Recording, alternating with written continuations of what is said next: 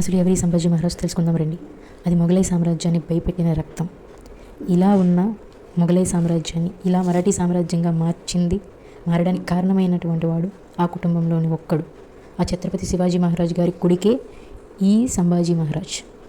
They are all violent mans. వాళ్ళ రక్తంలోనే violence ఉంది. శివాజీ మహారాజ్ తర్వాత ఆ మరాఠీ సామ్రాజ్యాన్ని సంభాజీ పాలించారు. 9 సంవత్సరాల్లో 140 యుద్ధాలు చేస్తే ఒక్కటి కూడా ఓడిపోలేదు ఆయన. సింహం భూమిలోకి వెళ్ళి మరీ ఆ సింహాన్ని చంపి వచ్చినటువంటి వాడు మన సంభాజీ మహారాజ్. అలాంటి వాడు ఒకరోజు మొఘలైస్కి చిక్కారు.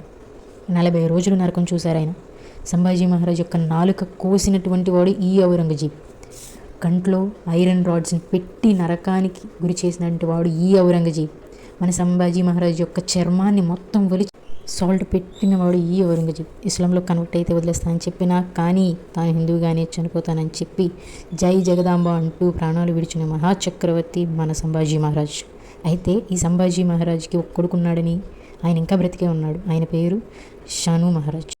అసలు ఆ కామెడీ ఏంటంటే, మన దేశం గురించి ప్రాణాలు విడిచిన వాళ్ళ గురించి కాకుండా ఎవరైతే మన దేశాన్ని దోచుకున్నారో వాళ్ళ గురించి రాశారు చూడండి. Really hats off.